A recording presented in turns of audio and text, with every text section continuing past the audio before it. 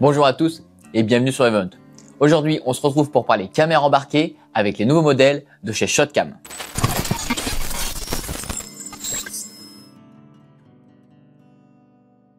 Pour ceux qui ne connaissent pas Shotcam, ce sont les leaders en caméra embarquée.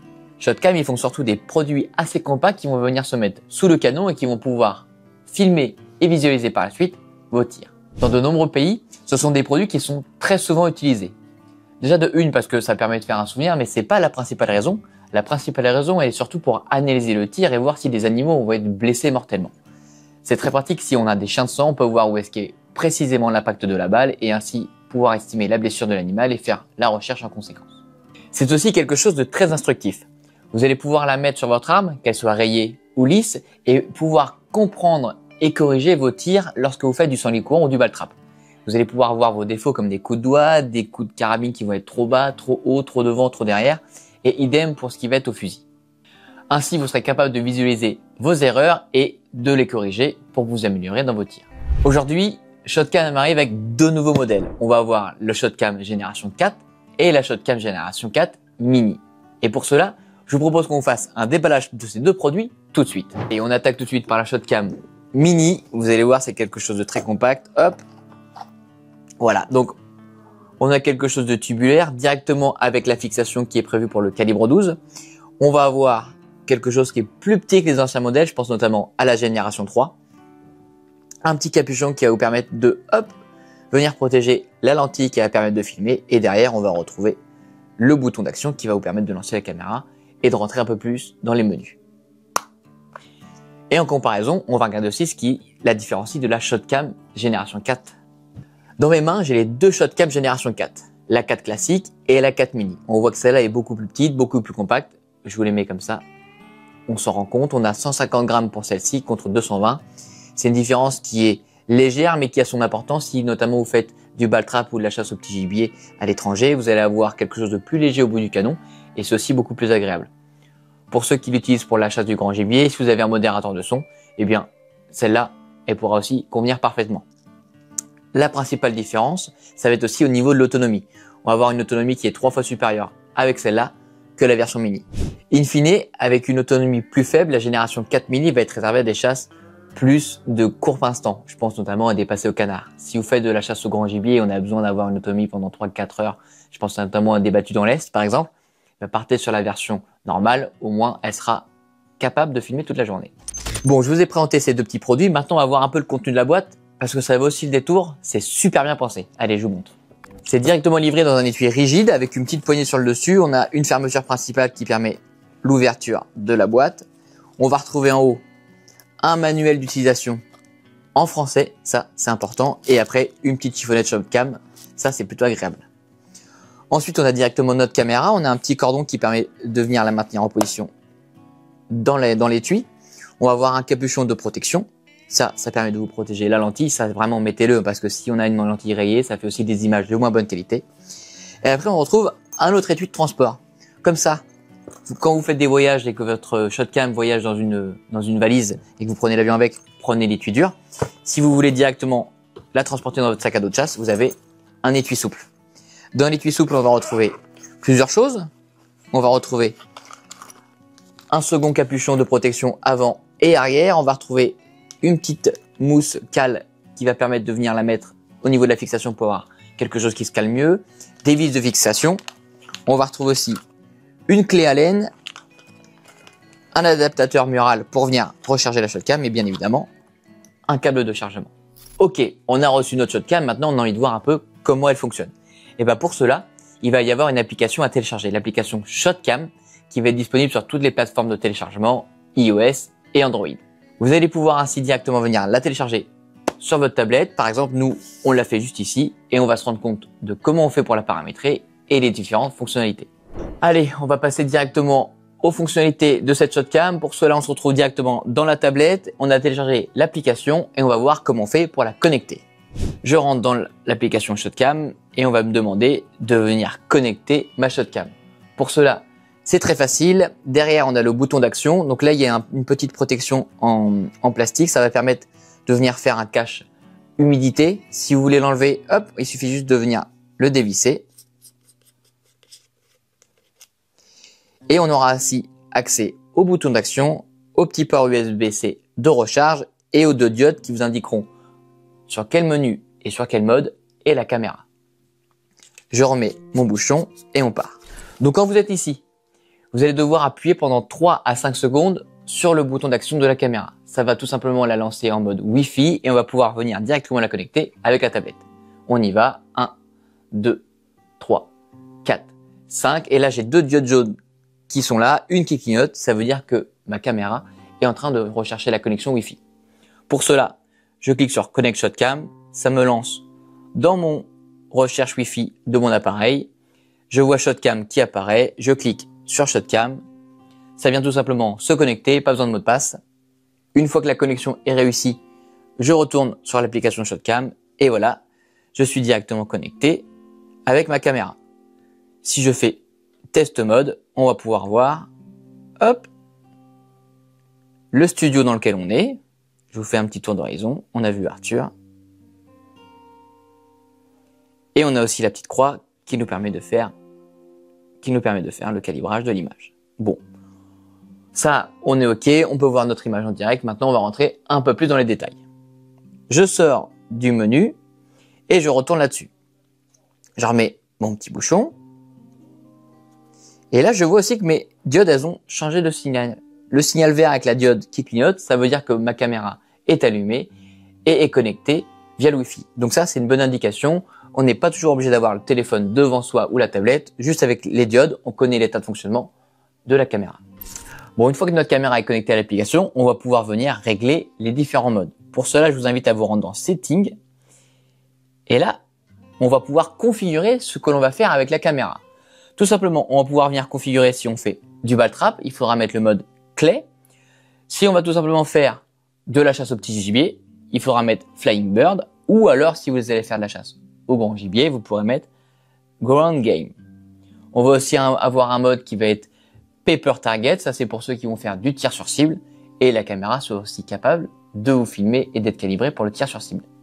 Donc ça, c'est plutôt cool parce que à chaque mode de chasse, et du moins à chaque gibier, la caméra a aussi des fonctionnalités différentes. On va y venir un peu plus tard. Ensuite, vous allez aussi pouvoir configurer sur quel type d'arme la caméra va être mise. Exemple, quand on rentre dans Gun, on va avoir une liste de plusieurs armes de chasse. On va tout simplement avoir un fusil lisse à simple action. Donc, ça va être les fusils basculants qu'on utilise traditionnellement pour la chasse du petit gibier ou du ball trap. On va avoir le choix aussi entre un semi-automatique, un fusil à pompe, aussi le choix avec un arc, une arme rayée semi-automatique ou tout simplement une arme à rechargement manuel type blazer ou autre carabine Aveyron. Donc ça, c'est pratique aussi. On vient régler le type d'arme que l'on va utiliser avec la caméra et on pourra aussi avoir des réglages qui vont être à proprement faits pour le mode de chasse et le type d'arme.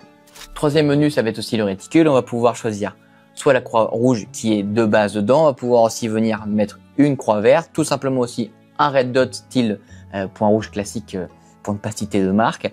Et on va aussi pouvoir mettre une petite mire de fusil. Ça, c'est pour le côté fun et pour ceux qui veulent juste avoir une belle image sur réticule, la possibilité de désactiver le réticule. Les deux derniers petits menus vont être ici pour régler la sensibilité du réveil de la caméra et la sensibilité pour filmer.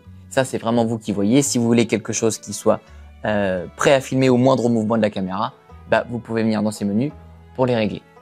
Juste en dessous, on va aussi trouver un bouton Advanced Settings. Ça, c'est pour des réglages plus poussés. Quand on clique dessus, vous allez pouvoir notamment régler le format de la vidéo, la qualité de la vidéo. Si vous voulez le logo Shotcam, vous allez pouvoir aussi régler le nom de votre appareil. Et donc, tout ça se passera dans Advanced Settings.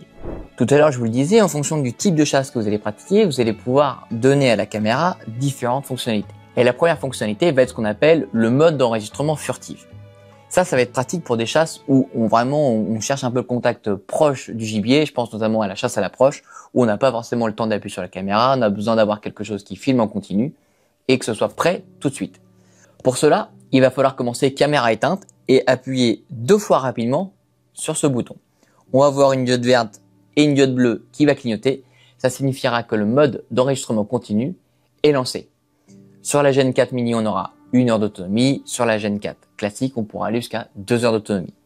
C'est-à-dire que tout ça, ça filmera en continu. Donc pour cela, 2 pressions. Et là, on voit ma petite diode bleue, elle clignote. Et là, je suis prêt à filmer en continu. Maintenant, on va s'intéresser à ce que la caméra va être capable de faire en fonction de l'activité que vous faites. On va commencer tout d'abord avec le mode clé, le mode balle trap. Pour cela, il vous suffira de venir installer sur votre fusil la shotcam, de retirer le capuchon de protection et de faire un appui pour lancer la caméra. À partir de cet appui, vous aurez 20 secondes pour effectuer le premier coup de feu. Dans ce laps de temps, la caméra affichera une petite diode bleue, ça signifie qu'elle a pris le recul de l'arme et qu'elle comprend que vous êtes en train de faire du ball trap. Ainsi, la Gen 4 Mini sera capable de filmer pendant 4 à 5 heures votre séance de ball trap, tandis que la Gen 4 sera capable de la filmer pendant 12 heures. Vous effectuez votre poste de ball trap, vous remettez votre fusil dans la housse et au poste d'après, vous ressortez votre fusil de la housse. La caméra se mettra en mode veille. Pour cela, le mode veille, il va se signifier avec juste une LED verte clignotante. Et ensuite, vous avez juste besoin de sortir le fusil de votre housse, d'ouvrir votre fusil, de remettre deux cartouches, de fermer, et là vous verrez que votre caméra sera passée en mode action normale. C'est-à-dire que quand elle sentira une légère vibration, une légère secousse, la caméra automatiquement se remettra en fonction et vous pourrez continuer votre séance de ball trap. Ainsi, il suffit juste de la configurer dès le départ et d'effectuer de vos séances de tir sans vous soucier du résultat final de la caméra. Ça, c'est bien pensé. Maintenant, on va passer au deuxième mode. Ça va être le mode Flying Bird. Ça va être lorsque vous allez chasser le petit gibier. Vous allez pouvoir aussi régler la caméra sur le mode petit gibier. Pour cela, dans l'application, vous cliquez sur Flying Bird, vous fixez votre caméra sur votre arme de chasse, enlevez le capuchon orange et vous allez suivre la manip suivante. Vous allez tout simplement faire un appui sur la caméra pour la mettre en fonction et on va voir apparaître une diode verte. À partir de ce moment-là, la caméra, quand elle sentira du mouvement, elle sera tout le temps en action. À partir de la caméra se sentira stabilisée sans aucun mouvement, la diode restera encore fixe pendant 30 secondes et à partir de 30 secondes, on va voir cette petite LED verte qui va clignoter. Comme ici, on voit qu'elle clignote, ça signifiera que le mode veille est enclenché. Ainsi, votre caméra est allumée, mais ne filme plus et est ainsi en mode économie d'énergie. Vous avez un autre oiseau qui passe, pas de panique, pas besoin de appuyer sur le bouton. Il vous suffira juste de bouger un peu votre arme de chasse, mais à mon avis, juste le fait de lever les canons, ça remettra en fonction la caméra. Exemple, si je tape sur le dessus de ma caméra, la petite diode verte repasse en mode fixe, et là, on est de nouveau en train de filmer. Ainsi, n'importe quel oiseau qui passera, vous serez capable de le filmer et de le tirer ultra rapidement et d'être certain d'avoir l'image. Votre chasse est finie, vous savez que vous allez manger ou c'est la fin de la journée, vous rangez votre arme. On appuie ici pour fermer la caméra et ainsi l'éteindre. Maintenant, la troisième fonction de cette caméra, ça va être lorsque vous allez chasser le grand gibier. Pour cela, vous connectez votre caméra à l'application et vous cliquez sur le mode Ground Game. La caméra va ainsi comprendre qu'elle est configurée pour chasser le grand gibier. Ensuite, il vous suffira de venir la fixer sur votre arme de chasse, retirer le capuchon et de venir allumer la caméra par un appui simple. Un appui simple se passe, ma diode verte est allumée, ça veut dire que je suis en train de filmer. Configuré sur le mode Ground Game, votre caméra se mettra en veille à partir de 5 minutes d'inactivité. À partir de 5 minutes, on aura de nouveau la diode verte qui va clignoter, vous indiquant que la caméra est allumée, mais ne filme pas. Pour la remettre en fonction, il vous suffira juste de tapoter sur votre carabine ou de tout simplement la bouger. La caméra comprendra qu'il y a de l'action qui se passe et elle se remettra automatiquement à filmer. Maintenant, vous êtes à la chasse du grand gibier et vous souhaitez que la caméra filme en continu même quand votre arme est posée sur le côté ou qu'il n'y a pas d'activité afin d'être certain de ne manquer aucun cliché. Et bien pour cela, vous aurez la possibilité de lancer le mode enregistrement continu en effectuant 2 pressions rapides sur le bouton d'action et on verra la diode bleue qui clignote, ça signifiera que le mode enregistrement continu est activé et que la caméra est prête à filmer tout le temps. À savoir aussi pour l'autonomie, lorsque vous la mettez sur le mode Ground Game, la Gen 4 Mini aura 4 à 5 heures d'autonomie, tandis que la Gen 4 aura jusqu'à 12 heures d'autonomie.